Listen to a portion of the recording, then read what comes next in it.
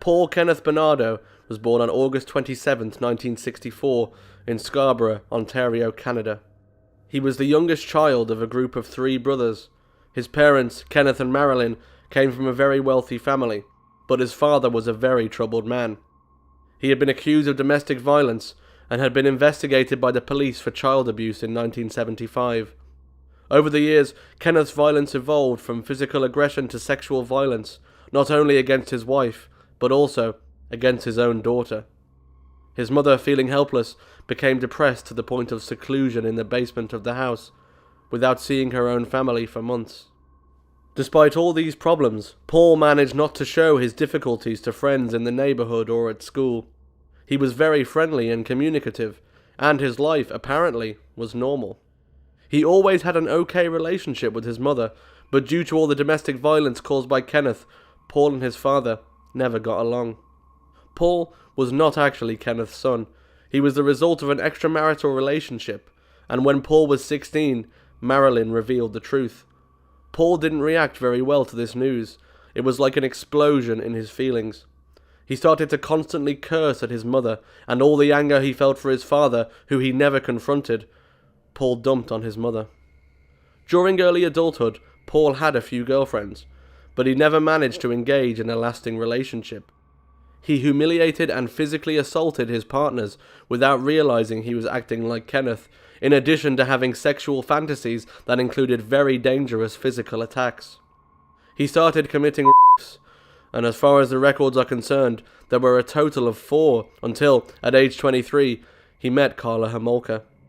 At the time, 1987, Karla was 17 years old, with 2 younger sisters. Her first meeting with Paul was at random, in a restaurant to which he had gone with his friends, and Karla with hers. The 2 exchanged glances from afar, and he felt compelled to talk to her. Hey there. My name's Paul. Hello. What about you? What's your name? Do you mind if I sit with you for a few minutes? I'd like to know you better. Karla didn't hesitate in letting him sit beside her, and they talked a lot. That same night, they spent the night together and discovered that they had a lot in common, especially sexual fantasies. Karla was submissive, enjoying being treated as a sex object, and that fit into Paul's dominant desire. It didn't take long for them to start dating, and for these attitudes to become common, not just in the bedroom, but in the couple's lives. Like his father, Paul humiliated his girlfriend, but unlike his mother, Karla liked it.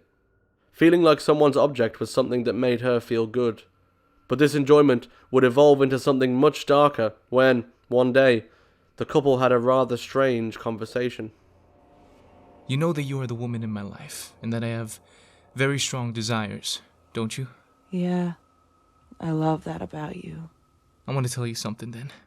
I have an uncontrollable craving for The pleasure that this violence causes me is magnificent. Is it okay with you if I some girls? Of course, my love. If you want, I'll help you catch someone and you can satisfy that urge.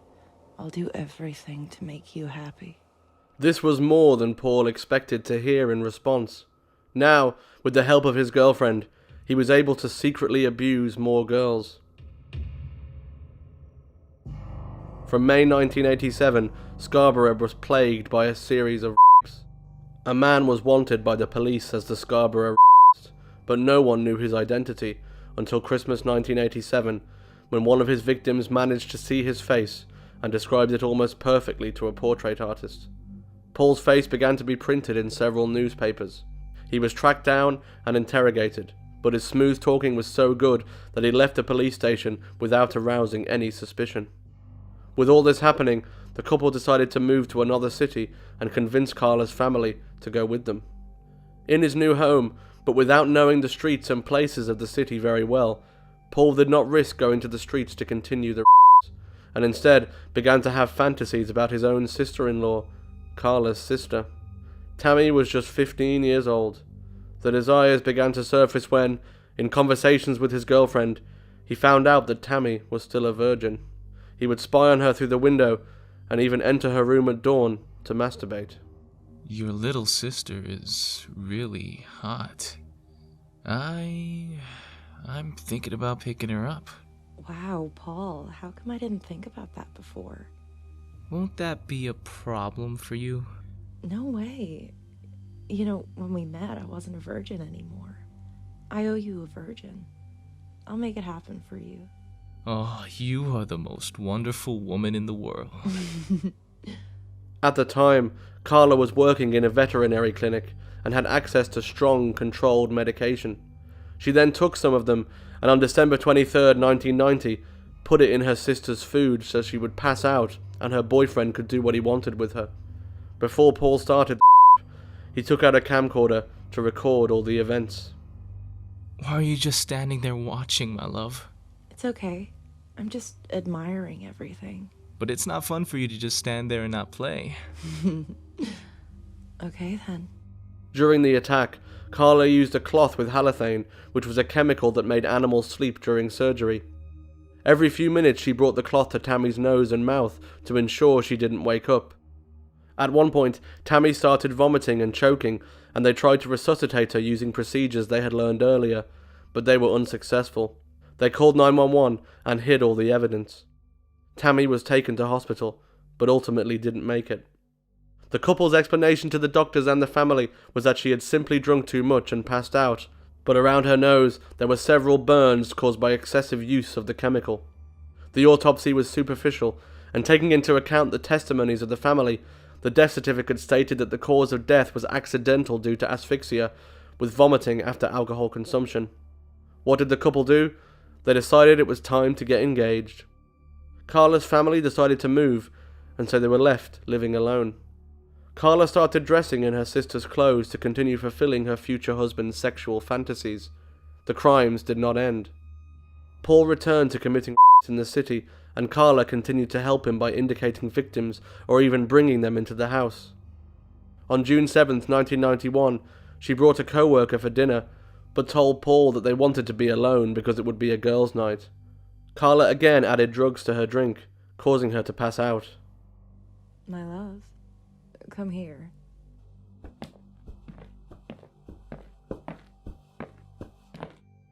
What is it? I brought you a wedding present. My coworker. Ah, you naughty girl. Grab the camera. The couple repeated what they had done with young Tammy. The two participated in the and in the end, put the victim back on the couch. Paul left, and Karla waited for her to wake up. Wow. Did I sleep? I think you had too much to drink. I let you sleep, but I thought you wouldn't wake up until tomorrow. Oh my god, I am so sorry. This girl's identity has not been revealed, as she is protected by law. A week later, returning home at dawn, Paul saw a 14-year-old girl walking down the street. Her name was Leslie Mahaffey, and he stopped and pulled her in, blindfolded her, tied her hands, covered her mouth, and took her home. The couple stayed with the girl for more than a day. She was tied up, blindfolded, and used as a sex object for the most perverse fantasies imaginable. At one point, the couple noticed that the blindfold was falling and, fearing that the victim might have seen their faces, they decided to kill her. That same night, they were hosting dinner, and Karla's family was about to arrive. So they locked the dead girl in the basement, spending time with the family while they thought about how they could get rid of the victim. The solution was to wrap pieces of the body in cement blocks. The next day, Paul bought several units of cement bags, dismembered the entire body, and began mixing. Some blocks weighed around 100 kilograms, and they made several trips to dump the blocks in Lake Gibson, which was very close to their house. But Paul, in addition to the crimes, continued with domestic violence that got worse and worse. The beatings did not only happen to the victims. Between fights and sexual fantasies carried out only between them, Paul continued to violently beat Karla. Her family tried their best to get her to leave him, but she wouldn't listen. Their relationship was an extreme mix of violence and pleasure. On June 29, 1991, this same day was the date of their wedding celebration. The cement blocks were found, and the city was shocked by the crime. Both weren't shaken at all.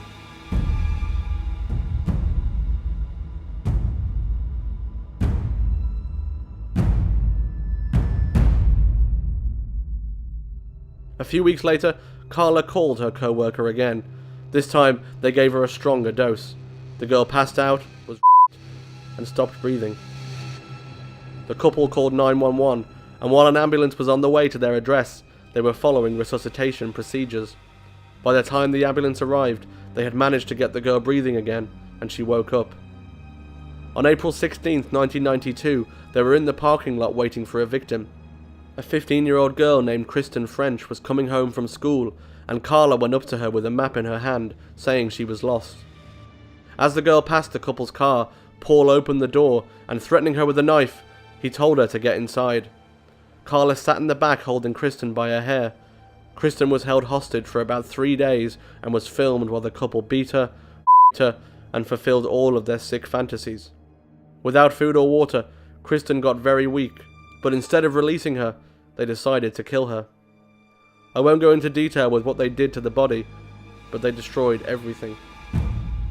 They made her unrecognizable and threw her into the lake. On January 4th, 1993, a year and a half after the wedding, Karla went to work completely injured. She said that she had been in a car accident, but co-workers did not believe it, and as they were already suspicious of domestic violence, they called her family. Both of her eyes were swollen, and she was taken to the hospital, who immediately called the police. The police interviewed her, and she ended up confessing that she was a sufferer of domestic violence. They took DNA samples from Paul, and Karla realized that the ring was closing in on them, and decided to tell her uncles the truth, including all the crimes she had helped her husband to commit. As she was a lawyer's daughter, she hoped that with this attitude, her family would get the best lawyers to defend her, but she was, shall we say, cautious. Look, I'll tell you what's going on. Paul is a criminal, not because he beats me, but he's and a murderer. He forced me to participate in all the crimes that he did, threatened to kill me and my family if I didn't cooperate. He was the one who killed my sister. He gave her medicine to make her pass out, drugged her too much, and her. I was in shock. I didn't know what to do. He is the police are looking for. He took a lot of girls. I don't want to go back to that house. I need help. Assuming she participated in the crimes because she was coerced by her husband, Karla got a sentence of just 12 years in prison in exchange for her official testimony. Paul's attorney, Ken Murray, had access to the tapes and decided to retain them so as not to impair his client's judgment. A DNA test confirmed that Paul was the Scarborough. He was arrested on February 17, 1993. A few days before the trial, which took place nearly 2 years later, the courts managed to collect the tapes of all the atrocities recorded. It was unbelievable the amount of hours that were saved. Karla appeared in all of the recordings, and the lawyers and prosecution realized that she was not doing anything by force. At that point, they realized the mistake they had made, making a just 12-year deal that later became known as the deal with the devil, one of the worst ever made in legal history. The lawyer was charged with obstructing evidence, but was soon acquitted and had to face a disciplinary hearing in which his results were not disclosed. The crimes were recorded on tape, but none of the deaths were recorded. One put the blame on the other, and unfortunately, no one will ever know if just one of them, if the two of them at different times, or if they were both equally responsible for the murders at the same time. They divorced in February 1994. On September 1st, 1995, Paul was sentenced to life imprisonment with the possibility of parole after 25 years. The parole review hearing was held on October 17, 2018, but the request was denied. Karla served her sentence and was released in July 2005. She married the brother of one of her lawyers, had 3 children, changed her name, and now lives life as if nothing had ever happened.